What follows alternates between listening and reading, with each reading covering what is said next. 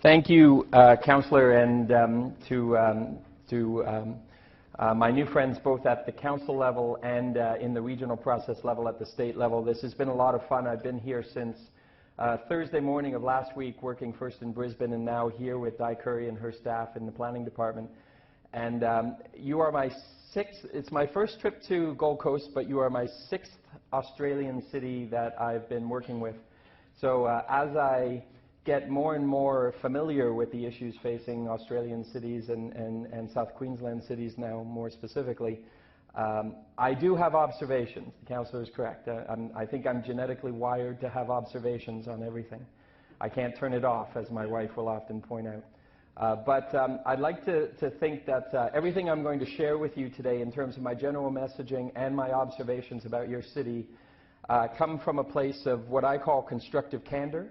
I like to share my honest assessment with the goals of helping cities be better, and not from a place of arrogance or being holier than thou, if you understand that phrase, and not from the perspective of, as our mutual friend Greg Van in Brisbane calls, not to be a wanker, which a term I have learned since I've started to work in Australia, but in order to be helpful, and it's because I deeply enjoy working with cities, and I want every city to prosper as much as possible. So it is from that position of love and appreciation that all of my comments come. So having said that, I'm going to send a few shots across the bow in terms of some of the comments about my observations with your city. But I always start my conversations in a broadest sense to sort of frame the conversation about what comes later. It's interesting to me that both my country and your country, Australia and Canada, are known for many things, but in particular in my profession, for building livable cities. If you believe The Economist magazine and feel that The Economist magazine is a good judge of livable cities character, which I sometimes, I'm not quite sure I completely buy. But from their perspective, our two countries have 7 of the top 10 most livable cities in the world. If you add in Auckland, in the Australasian context, 8 out of the top 10. So we're both doing very well, and I like to joke that this particular headline put Australia first, but I'm pretty sure that's just being alphabetical. Although Melbourne does have the current bragging rights in terms of, according to them at least, the most livable city. So we are doing things well, but the context of the challenges we face are significant.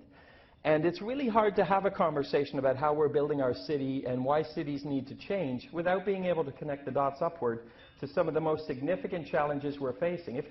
If we're not talking about these kinds of things, why would a community or a citizenry feel any need to change the way they live their lives, especially if they're enjoying the way they live their lives? If we don't give a context to all the kinds of high-order public interest challenges we are facing that are significant, if not earth-shattering. Everything from housing affordability to climate change to increasingly unpredictable costs of energy to public health epidemics that are directly tied to how we plan and design cities in terms of how we live and how we get around, all the way down to issues of increasing placelessness in terms of the way we're building our built environment. All of these things are significant public interest challenges that building better cities is at least a significant bedrock for the solution. So it's important, the work that we do, as we're talking about how we change our cities and indeed our regions, because the consequences are significant of inaction or failure. Climate change is directly connected to how we're designing our city regions. The most significant thing we could do for climate change in the municipal sense is do a better job of how we plan our land uses and our transportation. So it's not for other levels of government to solve climate change. I often point out that it's at the local and regional levels where some of the most significant important solutions will come, but it will involve rethinking how we build. And in my observation, I work in the United States, that connecting of the dots wasn't happening until Hurricane Sandy happened, which was a game changer in terms of the consequences, the understandable consequences of climate change, relative to not just how we adapt to climate change, but how we actually mitigate it. If we're jumping just to adaptation, we're kind of skipping the important part, which is about making climate change as hopefully small a thing as possible, so that we're not trying to adapt to an unadaptable scenario. If you're not motivated by climate change, and you should be, but if you're not, then increasingly how we design and plan our neighborhoods is connected to the public health epidemics. And one thing I say is that the doctors have become, and the public health officials have become, possibly the most effective allies that I and my profession have in having a conversation about building cities and suburbs differently. And I joke sometimes that I think we're more trained to listen to our doctors on a daily basis than our climate scientists, because when our doctor tells us to lose weight or to quit smoking, we tend to listen more. So when the doctors and the public health officials are engaging in the conversation about how we design and plan our cities and our mobility, it's making a big difference. It's getting a lot of attention.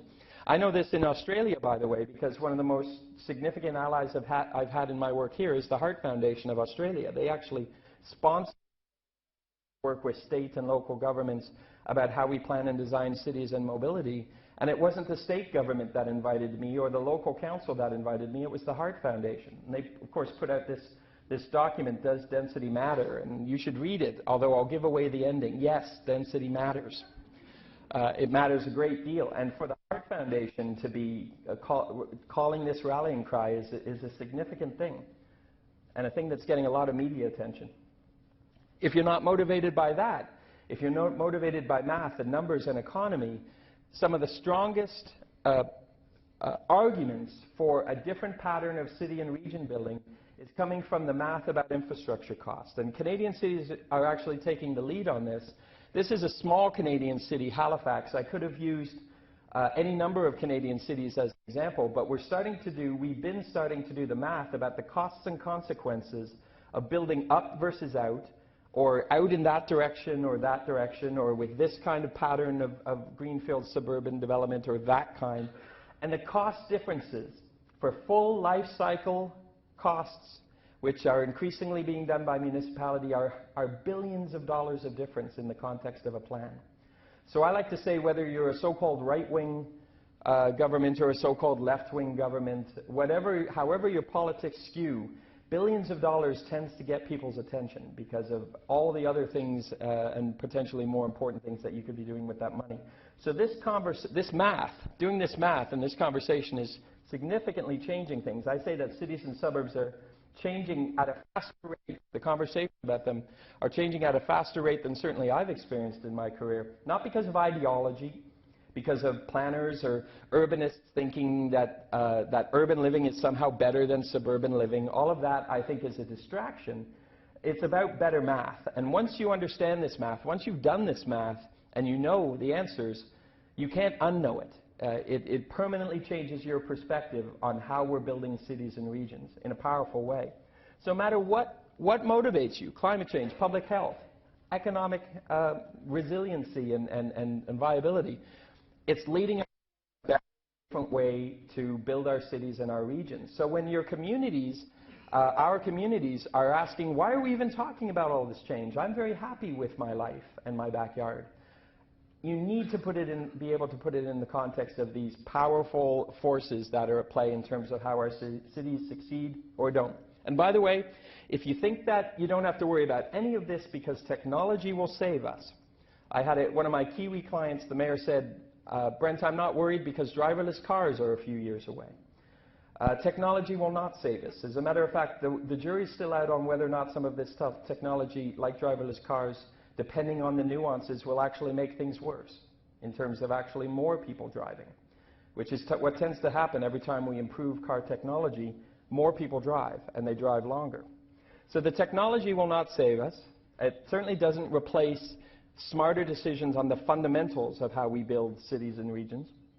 And I joke that it's the simple technologies that will probably do more. The advent of wheeled luggage and carts that allow you to walk to the grocery store to do your groceries, these kinds of simple innovation that facilitates a walking and a biking in a transit-oriented city, those kinds of innovations will probably do more good than some of the big picture technologies that the very profitable tech companies are selling our cities as we speak. So if the tech won't save us, demographics might. The second largest demographic group in human history, millennials, and now, by the way, the largest on planet Earth. They were the second largest in general, but now as the aging baby boomers, some of them are passing away. The millennials are now the largest demographic group in history. This group is predisposed towards a different way of thinking about their lives. They see rental housing versus ownership differently. They like public transit. They are attracted to places that have bike lanes and patios and different kinds of urban living. They are foregoing the achievement of a driver's license well into their 20s and sometimes never getting it at all. This is a fundamental sea change that's technology-driven in the context of things like smartphones, that more so than just the fact that they've put off having their families. And so this demographic group is looking for urban places that can accommodate kids and suburban places that are walkable and facilitate public transit. And it's cities that provide that will win in terms of attracting this talent pool, this investment pool, this population, etc. So every municipality I know is trying to do a better job of attracting the millennials, and we understand what the millennials want. Their parents increasingly also want the same thing. We were talking yesterday in our tour about the fact that you folks are still building seniors enclaves out in the suburbs. Increasingly what we're finding is that seniors don't want to live in an enclave. They want to live in a walkable environment where they aren't car dependent, particularly as they age in a more active and healthy way than previous generations. And once they stop driving, they don't want to be stuck, and they want to live close to their kids and grandkids on a daily basis. So they're choosing, in survey after survey, wanting and choosing the same kind of lifestyles that their millennial kids are choosing. And so much so that the Wall Street Journal called them the broken hipsters. If you're offended by that, don't blame me. It's the Wall Street Journal that called them that. But the idea is that they want the same things that the so-called hipsters want, which is walkable, mixed-use environments where they have a lot within their neighborhood. And the demographic group in between, the couples that are starting to raise a family, the typical narrative is that they immediately move to the suburbs to raise a family. That's still a prevailing narrative in many cities.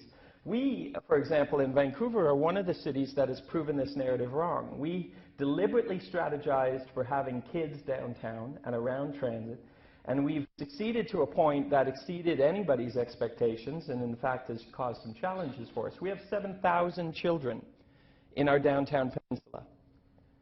We are about to open, within about 6 months, our second downtown elementary school at the same time as inner city neighborhoods are threatening to close their schools because of a lack of kids, a drop-off of children, whereas we've got a children-oriented baby boom in our downtown.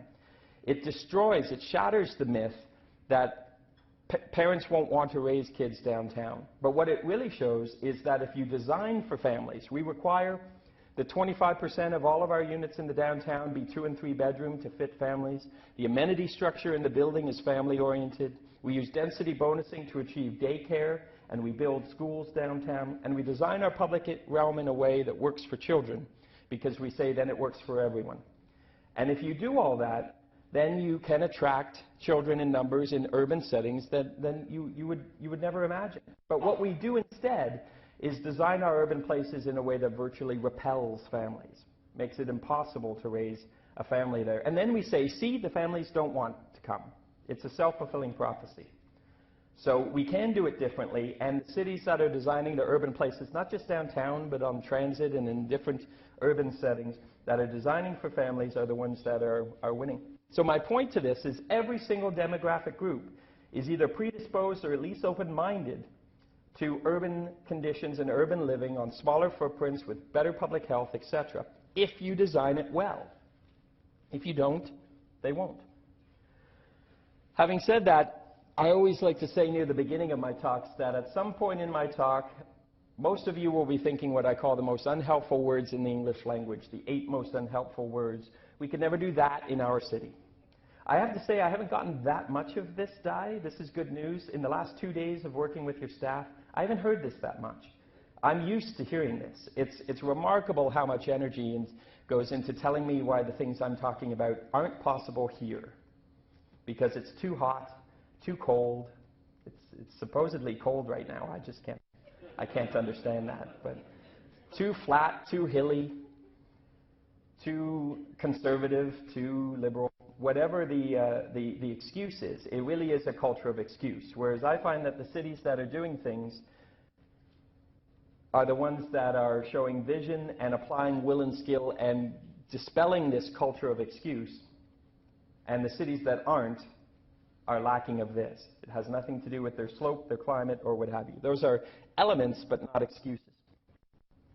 So Vancouver gets a lot of attention for a lot of the things we have achieved, and most of which is as a result of having this strong vision of what we wanted to achieve in terms of a livable city, a sustainable city, a city by design, as we call it, that values urban design in a way that recognizes it is a creator of value and a facilitator of quality of life. So nothing in our achievements in Vancouver were by accident or by just letting the marketplace do what it wanted. It was all a product of vision and a follow-through in terms of vision and skill. So you see all sorts of things that you can be ranked around once you start to be on a roll as a city. But the most important one I point out for conservative cities out there is that we are an economically successful city. One of the things I talk about here in Australia, because you're always talking about the, what is it, the GFC, the global financial crisis, that's what you call it here. Vancouver was the least impacted city in North America in terms of what we call the downturn. Because we had established the fundamentals of good city building, and that actually sustained our market through the bad times. We had a high standard for ourselves, and it protected us from market crashes. Often the politicians, and not present company excluded, but often the politicians say if we have a high standard, it will hurt the economy. It will scare away developers. What we prove is the opposite is true.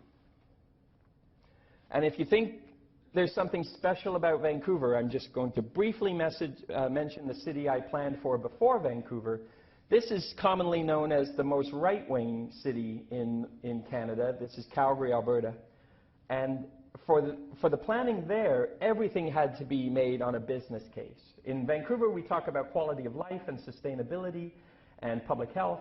In Calgary, it was about the bottom line. It was about value creation. But ironically, many of the same things we started to do about design and architecture and public realm and public health and all these sorts of things were made based on a business case scenario. So my point is, to me, there's no such thing as a so-called right-wing city or a left-wing city. It's about a smart or a dumb city, whatever your political ideologies. So I worked for the most right-wing city in Canada and the most left-wing city in Canada, and they're both competing with each other to do the same things better. This is the amount, this is the amount, how do I get it to move? There we go. This is the amount of transformation that we saw in Vancouver in just 20 years. This is 1983 to 2003. This is impressive for most cities. It occurs to me if we did one for Gold Coast, it might be just as significant or even more significant. You folks sure have transformed your skyline in a relatively short period of time.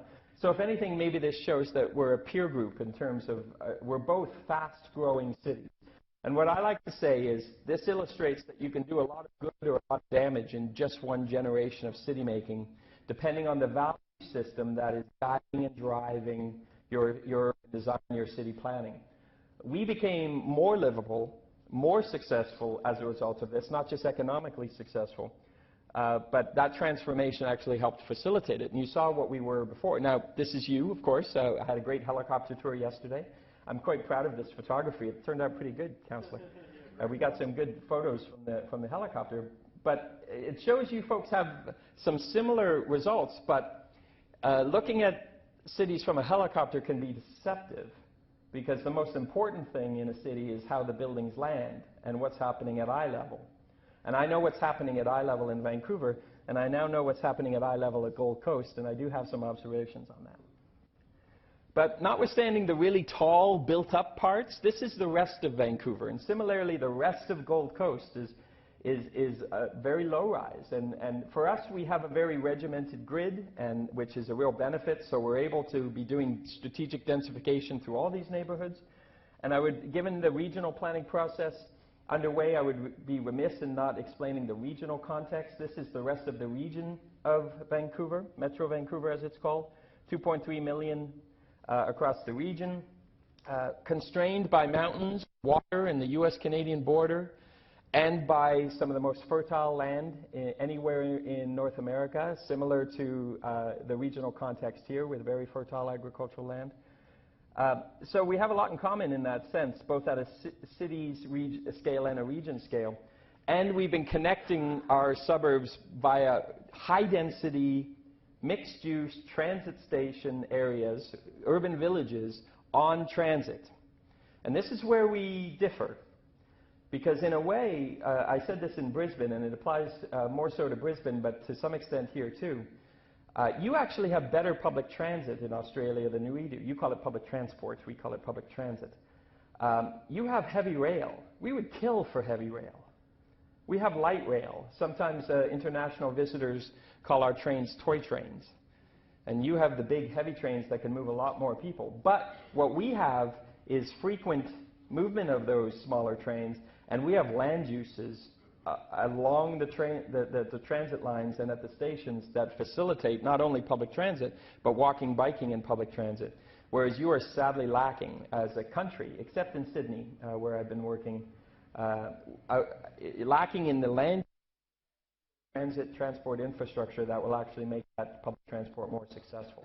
This is a conversation I'm having more at the regional level with Southeast Queensland than for Gold Coast specifically. But I am very interested in your conversations about extending your LRT, for example, and other aspirations around public transport here. Our cities all have the challenge of suburban sprawl. And I want to be clear that the way I put it is, first of all, we can do our inner city areas, our downtown areas almost perfectly, but our success or failure as city regions will depend on how well we do our suburbs, because that's where the majority of people live, where the majority of people are still going, and that have the largest carbon footprint, the largest public costs in terms of public health costs, the largest economic and fiscal impacts on the viability of municipalities and councils. This is the challenge area, the suburbs, and frankly we have to do our suburbs both at the regional scale and the local scale significantly better. And I want to be clear, because I do use this word sprawl, but unlike other urbanists that I know, I don't use those two terms interchangeably. Not all suburbs are sprawl, but too much suburbia is sprawl. And the key aspect of sprawl is auto-dependency. You can do a suburb that isn't auto-dependent, that has options for walking, biking, and public transit because of mixed use and because of concentrations of compactness and density in a way that can support public transit. There's no reason for suburbs to be sprawl, and yet we are building them that way. So there needs to be, at the regional level and the city level, an honest conversation about the difference between suburb and sprawl. But I'll tell you, one of the things I was told when I was coming to Australia in general is, Brent, sprawl is a very heavy word. Can you please avoid using that word? I don't avoid using very many words. We have to be honest in our conversation about it and differentiate what a smart suburb looks like and a dumb suburb looks like, and be able to quantify that. This is what a dumb suburb looks like. It's a suburb where you're stuck in traffic because that's the only viable choice. Now, this is one of your suburbs. I took dozens of photos of your suburbia, and I was trying to get a sense of it. Lagoon's this could be a very effective transportation route if everybody went everywhere by boat. Your suburban challenge is different than ours, but in a way, it's just only different in the details. You've got largely the same kind of challenges that I'm perceiving in North American cities, in Northern European cities, in other parts of the world. You need to do your suburbs better. We need to figure out models for suburbia that are scalable, that are replicatable. This is a project I did in Calgary, or worked on in Calgary, called Mackenzie Town, which has a mixed-use walkable town center. It's well served by transit and a future bus rapid transit, or busway line as you call it. So there are options there. It's still lower density than highly urban places, but there are options built in. That's one of the keys to a smarter suburb, options built in. We're building significant density in our suburbs. This is, when we build a light rail line, this is the kind of density we put at the light rail line. This is a 25-year-old transit-oriented development on our SkyTrain system, We would never approve this now. It's not nearly good enough, but this is a first-generation example of the kind of intensity and density of land uses we're putting at transit stations. And a few other examples to show you where we have current in some cases, shopping centers, 1960s to 1990s shopping centers at transit stations, now being transformed, not only turning themselves inside out so that they're not all inward looking, but literally sprouting towers to make them mixed use and able to be not just places to facilitate public transport, but also walking and biking as well. So this kind of exercise where you have a transit station, a sea of parking currently from the old style shopping center or shopping mall, with a design to transform it into a more urban place, a more urban village. It's this kind of intensification of land use around transit that I think needs to be a real conversation, particularly in the regional plan. But as you start to think about your transit growth here in the Gold Coast, you're going to need to be thinking about not necessarily this level of intensification on your LRT, but something similar. What I like to say is that cities are often going through a learning curve in terms of going from failed planning to smart planning, and you sometimes have to go through some steps, what I call the evolution towards smart planning. We're starting off in many contexts doing the wrong thing, to evolving to a point where we're doing the wrong thing better. And I heard a couple of examples today in our conversation where I think I said, Di, that sounds to me like an example of doing the wrong thing better. And trust me when I say, if you're going to do the wrong thing, you might as well do it better. So I'm not cynical about this. I actually compliment efforts to do the wrong thing better, but I'm quick to point out that that is different than the right thing. And you have some examples in this city where you're doing a better job at the wrong things, but you're going to fundamental change to start to do the right things. And we've had some conversation over the last 48 hours about that. Oh, by the way, after that, I actually introduced the next one after my first trip to Brisbane, because I saw lots of examples of trying to have your cake and eat it too. Examples of investing in public transport while at the same time widening highways or roadways, for example, where you can't really decide what your priorities are, and it doesn't work. It fails. It's expensive, and it doesn't work because you're not choosing to do things differently. And choosing to do things differently doesn't just mean saying yes to new things. It also means stopping things that you've been doing up till now that aren't working. And many cities want to do new things, but they don't want to stop doing the old things. Maybe you have some examples of that. And then ultimately you get to doing the right thing. So I invite you to think about all the things you're doing almost on a line-by-line basis, and you can start to put it in this categorization, if you will, and be honest about your assessment of your own state or your own progress.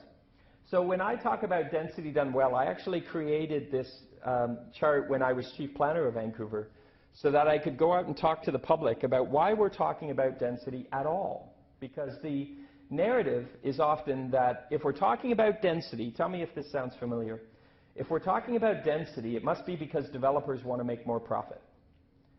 And if a planner is talking about density, then that planner must be in the pockets of developers. That's a common narrative in North America. And I needed to get out, and I believe planners need to get out, and have a conversation about why density is critically important to the public interest, if you do it well. None of this has anything to do with developer profit. All of this has to do with prevailing public interest goals of every municipality I've ever seen or worked with, where density is critically important, but doing it in a positive way. I won't read them out, but you can see them. But the point is that these all have to do with the public interest. So when we were having an exercise in Vancouver called eco-density, which was a 2-year process to talk about how density will actually help make us greener, and we were already one of the greenest cities in the world, but smarter density would make us greener, we had the conversation very overtly. The toughest conversation in city making is about talking about density, or height, and the two are certainly related. These are the two most controversial aspects of city making. And instead of avoiding them like taboo words, we put them on the front pages of the newspapers and talked about them in a very honest and hard and candid way. And it was hard, by the way. I'm not telling you anything that's easy. It was hard, and it was valuable because it was hard. We had the tough conversations, and that made everything else downstream at least possible, if not easier. And yet most cities try to avoid these words. I see it's remarkable how city planning departments sometimes try to talk about density without using the D word. It almost becomes a bit of a game. And it doesn't work, of course. So this is the kind of narrative we were seeing in our public discourse and discussion about density, and you can see some of the cartoonists got cute and such. And that was all very helpful. Ultimately, after 7 nights of public hearings, have you ever had a 7-night public hearing, Di? I'm not sure if that's my longest. It might have been my longest. We not only got eco-density approved, but approved across the political spectrum, all 3 political parties, including 2 political parties that were originally invested in its failure because the word had been invented by the 3rd party. And so it's possible. My message is it's possible to have the tough conversations about these, but it's not easy, and you have to be brave, and you have to be able to have candid, honest discussions. One of your Australian cities, Sydney, has shamelessly copied our entire exercise with my help. And so has been trying to facilitate a conversation about, they spell eco-density with a C-I-T-Y instead of an S-I-T-Y. I think they think that's going to get them around the copyright because we had trademarked the term. But good on them, as you Aussies would say. Good on them we put it out there to be borrowed and stealed from, because we're all in this together in terms of having this tough conversation about density and how we build cities. So how do we...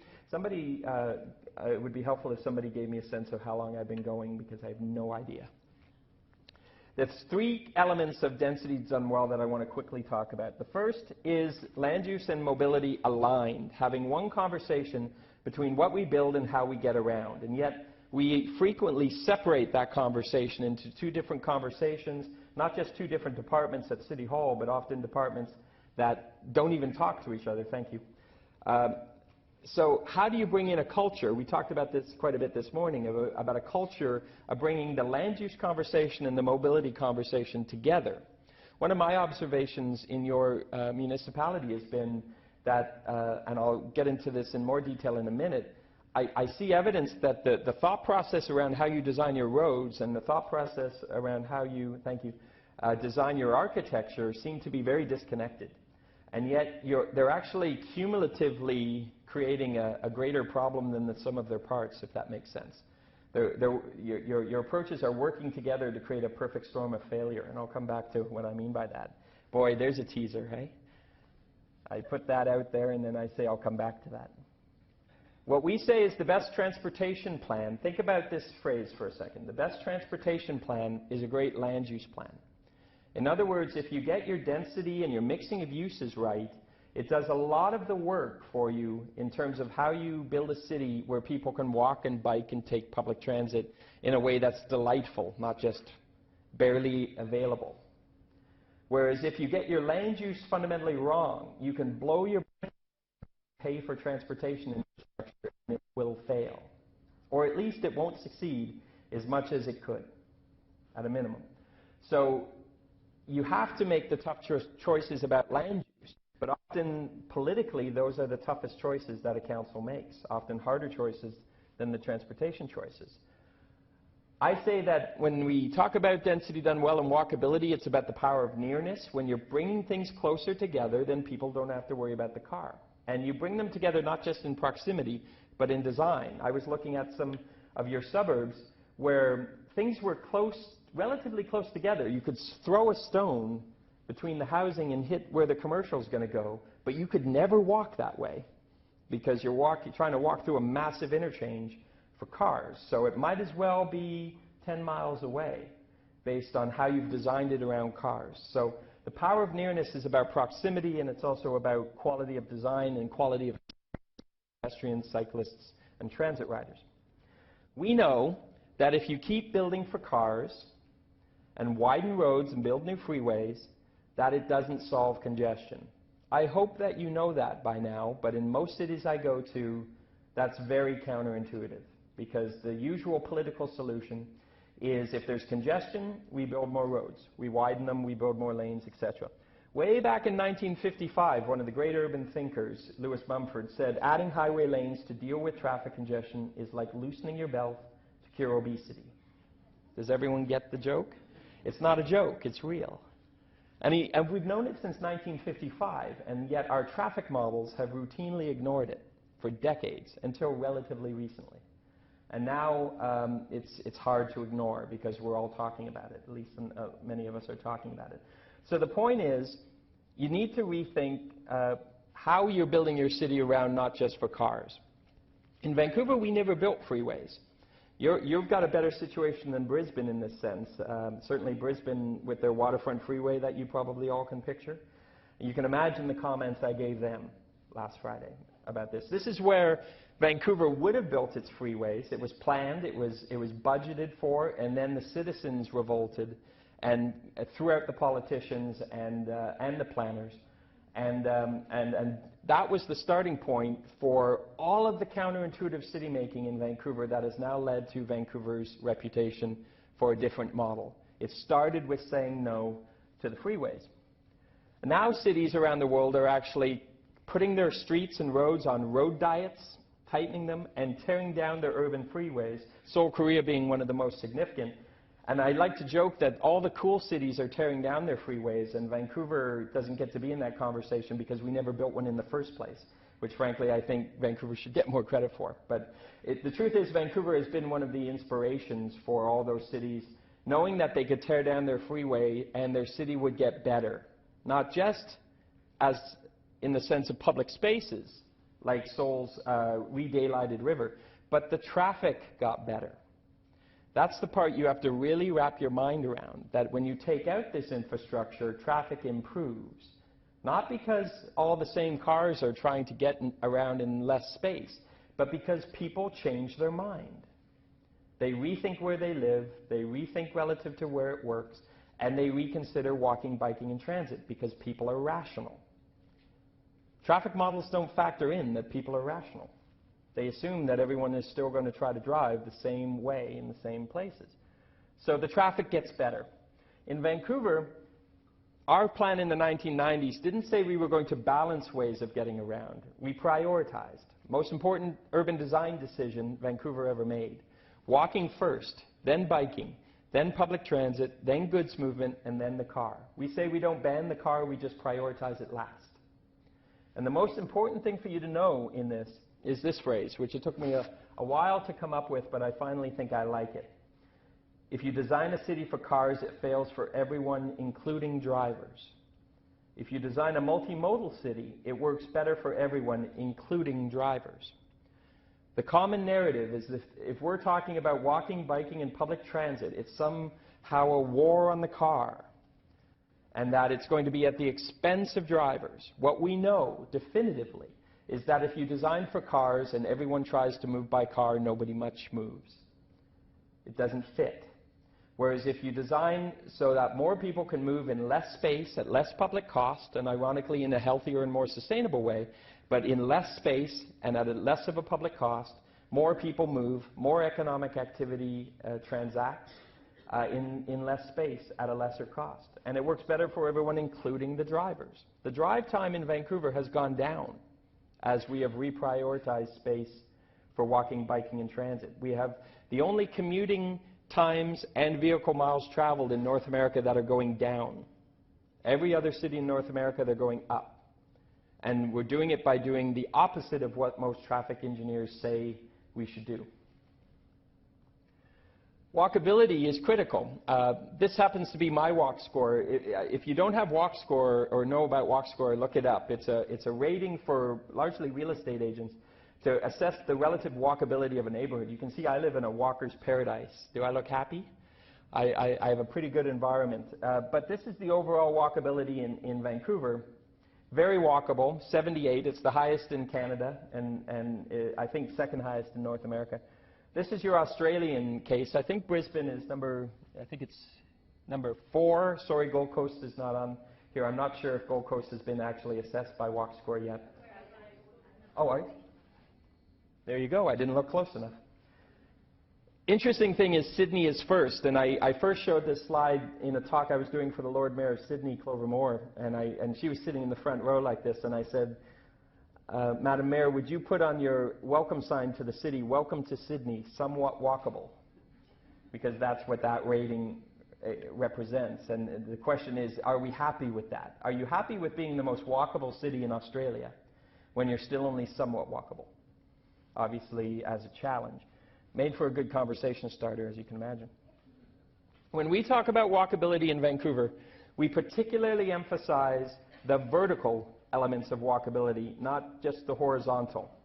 The wide sidewalks, the materials and such when you're looking down are important, but not as important as what you're looking at when you're walking around at a pedestrian pace at eye level, experiencing the city. And what you see in our drawings is that there's always something going on at eye level.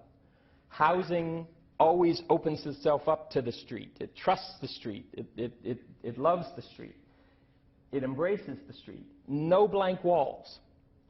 What I often say is probably the most important policy decision we make in Vancouver is to essentially ban blank walls, because blank walls kill walkability. They harm walkability at least.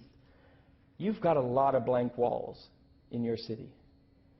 You might be the city I've observed more than any other that is sort of housing behind walls is the most common narrative I see, whether it's towers separated by walls or single detached housing that embrace a rear lagoon or a lane, but that the street or the road is blocked off with walls. You are the antithesis of the Vancouver model.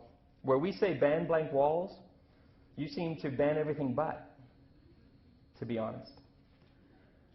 What we say is that we're constantly rewarding the pedestrian for making the right choice, essentially, by giving them a great, high-quality experience. New York has done some great analysis of this, looking at all the elements of a streetscape, thinking about the street as a 3- or 4-dimensional thing, not just as a roadway, a car sewer to move traffic, but as a place that does many things, including moving people, but not just moving people. So I like the New York work. I took this picture last week in Brisbane to make the point that even something like a restaurant can be street theater, that can provide entertainment or something visually interesting, always transparent, never blocked off. This is yours. This is one of the nicest walls I took a picture of. I at least gave you the benefit of the doubt, and clearly the architect was trying to do something here with an interesting and expressive blank wall, but it's just another blank wall. And this is not unusual. As a matter of fact, as I say, this is one of the better examples. So this is your characteristic. This is your experience for a pedestrian at eye level, at the pace of a walker. What I like to talk about are what I call sticky streets. The idea that not only are you moving pedestrians, not just cars, but you're creating spaces and places for people that make the street sticky. Sticky in the sense not that there's gum on the street, but that people will slow down. It'll be hard for them to move along it because it's just too darn interesting. And you can actually start to measure how long people stay on a street instead of how many people you move through as fast as possible, like it was water through a pipe. So the idea of stickiness is about streets as places for people to linger in and stay in and love, not just to pass through. We've talked, Di and I, over the last couple of days about in many cases there's still a reluctance to do, in certain contexts, patios and such as a use along streets within the city, something that she's working on changing and something that you certainly should embrace. And one of the funniest lines I heard was, well, it's cold. It's cold out for some of these patios, and you Aussies just want to put your parkas on or put the fire on at home and stay home. Of course, I work in northern Europe, where the answer to that is a blanket. You know, they actually put blankets on the patio seats. It's very high-tech solution. I'm being cheeky, right? My point is that that it really is a culture and a perception thing to how you use space all year round. Plus, as a Canadian, I just don't find this that cold. Cycling is our second priority, and cities around the world are transforming their cities within years, building hundreds of kilometers of safe cycling infrastructure. And by safe, I mean separated cycling infrastructure. I've observed your painted bike lanes. I know about your 1.5 meter rule for cars going around. On high volume, high street cities, you will never get very far in terms of bike mode share if you do not separate. Separated bike lanes, period. So if you take urban biking seriously, which I assure you all your competitive cities take seriously, then you have to have the conversation about separated bike lanes. Not on every street, but on high volume, high speed streets. We see cycling as just an extension of walking. This is a real picture I took in Copenhagen. It's part of the same conversation about multimodal thinking, about how to exist without needing to own a car. You can even do goofy things like move the TV home. The guy wanted to ride the bike with the TV on it, but naturally the woman was smarter. So they illustrate this point where there's less and less excuses for why you need to own a car, and then it becomes a choice rather than a need. So urban biking in many cities I'm working in is not just about transportation and mobility, it's about culture, it's about placemaking and physical identity, it's about how the street feels and the city feels. And if you think things are easy in Vancouver to talk about biking, but hard in your city, it's particularly hot in the summer, for example, but you folks are awfully flat, which is an ideal location. A lot of cities tell me we're really hilly, Brent, don't you know? We can't possibly do urban biking. This is a newspaper that does regular rankings every year, and you see the headline, Best Use of Taxpayers' Money, Bike Lanes. Worst Use of Taxpayers' Money, Bike Lanes. So it's highly polarizing, and yet we're still doing it because it's the right thing to do, and once we do it, it works and people like it. But sometimes you have to just do it. Transit is our third priority. Talked a fair bit about that already. Of course, I'm fascinated by your LRT. I'm encouraged that you're looking to expand it. I'm interested in how it relates to bus service, though. And one of the lines I always say is that the true unsung heroes of any public transport system are buses, because they're cheap and they're flexible and they move more people. But I know that in Australia, as I've heard from many of my Aussie clients, that there's still a psychology around trains versus buses in terms of who uses them, who rides them. That's a challenge you're going to have to keep overcoming, because even as you try to think about how your LRT works, how you feed it through a feeder system of buses or other connections is going to be a critical part of you getting serious as a transit city. And by the way, again, because we're always talking about the future, you know, someone may say, well, we don't really need transit right now, but I'm thinking, which is wrong, but some of you may say that, I'm thinking about the challenge of Gold Coast at 600,000 more people. Imagine Gold Coast at 600,000 more people with everybody trying to drive. It doesn't work. It fails. So even if you don't think you need it now, you need to be thinking about it as you grow. Cars are our last priority, but we're still innovating. Car share is something that's relatively, what? You're so young. Oh, I know. I've aged prematurely in the last couple of years. That was not that long ago, Di. The most important thing, we have the most successful car share system in North America. The most important thing to know about car share is it helps you go from 1 or 2 car households to 1 car household to no car households, even when you've already got public transit and walkability. And it replaces cars in terms of space. We did a study showed that every car share space in the city replaced 20 vehicles moving around taking up space. And it makes the point, and once you realize this, you can't unknow it, which is that mobility in cities is about space. It's about moving more people in less space at less cost. These diagrams, there's dozens of them out there, I collect them, to make the point that what we're talking about is not the emission, what comes out of the tailpipe of a car. Electric vehicles, driverless cars still take up space. And if everybody's taking up that space, it doesn't fit.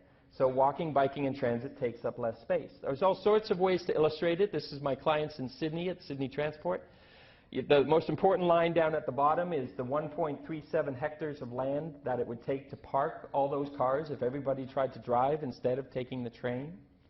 What I point out to them is, I love this graphic. I tweet this graphic a lot. Every time I do, it gets a ton of attention.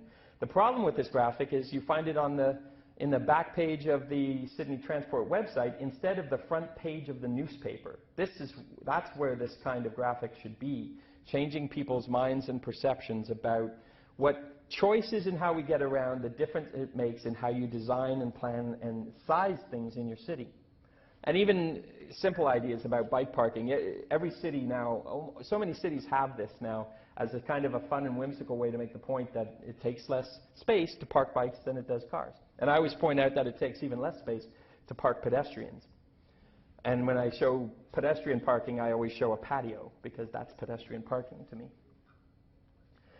When you're thinking about transportation, though, it's easy to have a vision for more walking, biking, and transit. This is one of the most important points I make to my municipal clients these days, which is the truth about a city's aspirations isn't in its vision, it's in its budget.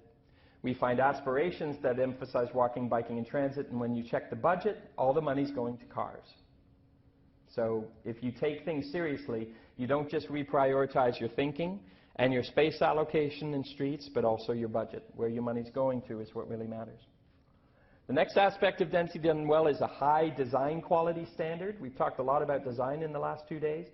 Vancouver and other cities like us have an unashamed high standard for design, private sector design, public sector design. We design our towers in a way that are separated and they land in a way that urbanizes and humanizes the street. Always with this, we use what's called a podium and tower perspective, where the podium, the mid-rise podium, establishes the human scale of the street, and then the towers are separated and stepped back, and we say they float out of the perception of the walker, so that the mid-rise establishes the human scale. So you've got active uses at grade, a human-scaled frame for the street, or an urban room, and then the towers add density, which creates body heat for the neighborhood, but do it in a way where the towers don't dominate the perspective of anyone, and particularly the walker. Whereas you have other towers, and this should sound familiar to you, where you've got towers accessed by a porker share of cars, step back from the street, separated with a lot of space in between, which affects the human scale. And they start to feel like vertical gated communities, or vertical sprawl. Some friends of mine call every tower vertical sprawl, and I vehemently reject that. You can have either vertical sprawl or vertical urbanism. And what I say is that the difference is what you do when you get into the elevator. If you get into the elevator, ride down, and get into your parking garage and zoom out onto the street, then you're probably living in vertical sprawl. If you ride down and walk out into your neighborhood and walk your kids to school or go get groceries on foot, then you're probably living in vertical urbanism. The point is, it's not about how tall the building is, which we put entirely too much emphasis on, but the nature of how the building lands and the quality and nature of the neighborhood that the building contributes to is the key difference. So if you want to hear more about that or read more about that, this is an article I wrote about how to change the dogmatic debate about tall buildings, to not just be about how tall they are, but how they land with better design.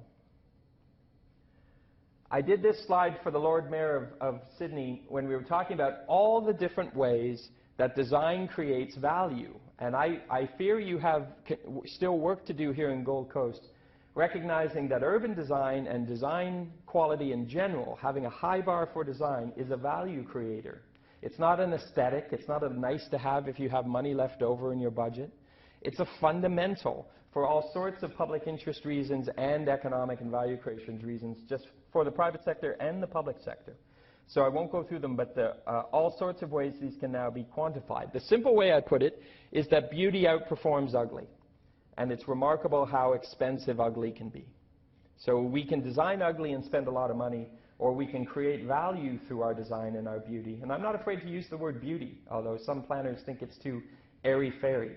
To me, beauty equals quality in all sorts of quantifiable and unquantifiable ways. The third aspect of density done well is about amenities. And we talked a bit about density bonusing systems, how you leverage density to build the parks and the daycare facilities and the heritage preservation and retention and the community and cultural facilities, all sorts of things that add livability and neighborliness to high-density neighborhoods as they grow and get taller. We leverage, Vancouver more than any other city in the world, leverages density to achieve those kinds of amenities. And I know you do that to some extent, but I have some sense that you're bonusing for the wrong things right now. So there's some possible ways to rethink how you're using that system currently. We do parks and plazas and daycare facilities and heritage, all sorts of things. So when it comes to density, whatever scale you're working at, and right now you folks are pretty much building tall and flat, and not a lot in the middle, is my observation. But whatever scale you're working at, it's not about the height, it's about the quality of design. Have a high standard for how buildings perform urbanistically to strengthen the street and strengthen the neighborhood, whether they are tall, medium, or short.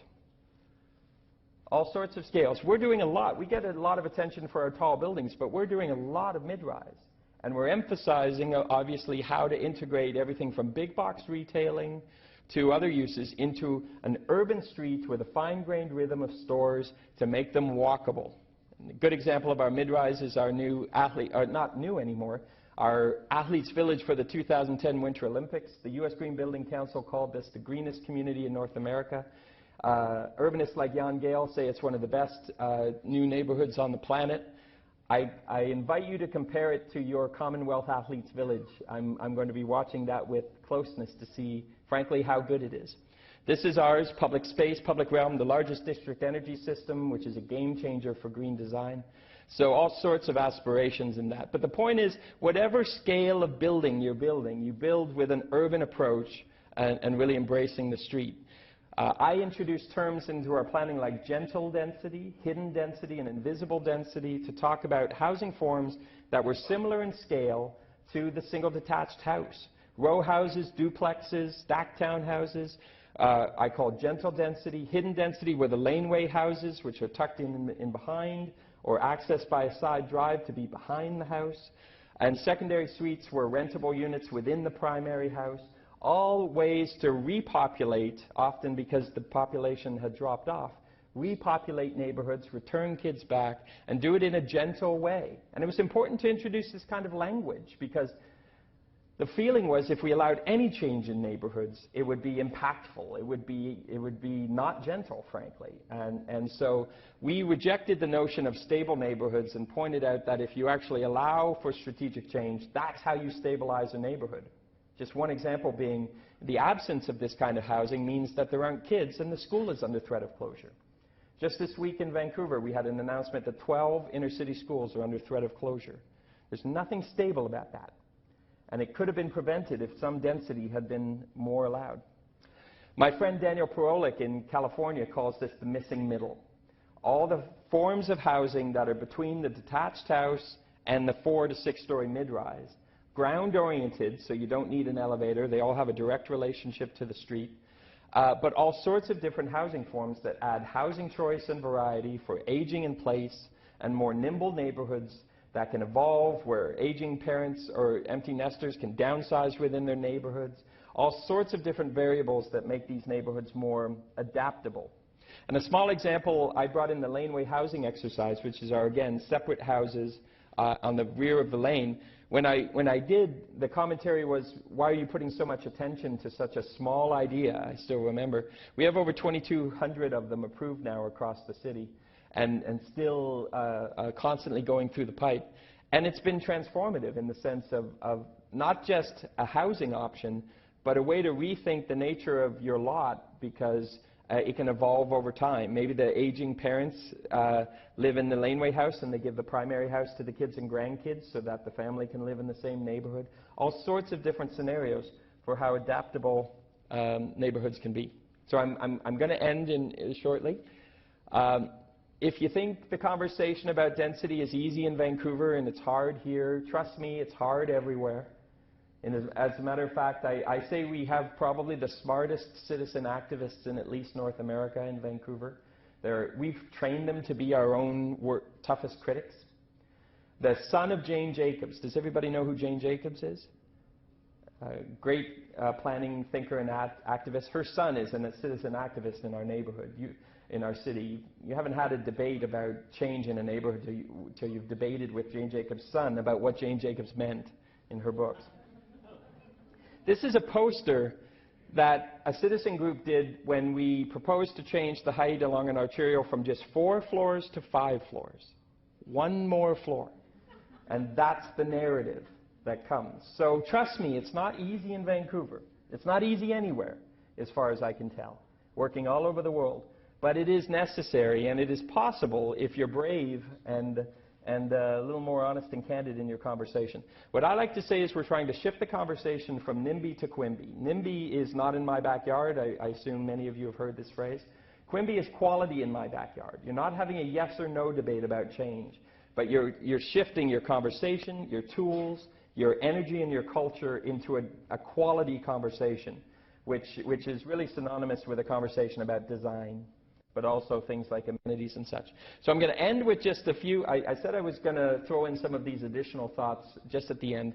I think in the meantime, as we're trying to change and transform cities and evolve cities and neighborhoods, in the meantime, there are a number of ideas we could be doing virtually immediately that are powerful in their effect. And yet, it's amazing, as I say in this, it's amazing how hard we make simple things at city halls and in governments. And I say that having worked the majority of my career in city governments. So a few examples, my clients in Auckland, New Zealand, transforming their waterfront, simple paint, simple planters can turn the edge of a parking lot into a corridor, a space to connect to a new evolving neighborhood on the water. Food trucks and food carts are one of my favorites because they're sort of pop-up vitality and life and can activate dead spaces and gaps in your pattern. I think that's really important for you because you have a lot of gaps, is my observation, dead spaces within your pattern that could be activated with something to add liveliness. All sorts of different techniques, pop-up cafes, movable chairs, which are fantastic, and container urbanism, which is the idea of taking the shipping containers, turning them into restaurants, patios, etc. Examples from Christchurch, where I've done some work, and of course they used it to fill the gaps better than any other city I've seen after the Christchurch earthquake. But I like to point out that you don't need a tragedy of that scale in order to recognize that your urban pattern has gaps, and you can fill them with things temporarily. And this is an example I took in Brisbane last week of just this kind of thing. A dead corner, you can see the urban form that was behind it, not at all contributing to the urban life of the street, and a simple insertion that's become one of the most popular moments in the downtown pattern. And then there's just an whole lot of things you can do when you just sort of give yourself permission to lighten up. If you look at my Twitter feed under the hashtag City of Smiles, I'm collecting these. In other words, sometimes we just have to get out of our own way and lighten up a bit and have a little more fun in our city making. So with that, hopefully not that depressing conclusion, I will stop my comments. And I'm not sure if we'd built in time for questions, but I appreciate your attention. And I have a feeling that based on my work with Di the last few days, I might see you again. Thank you.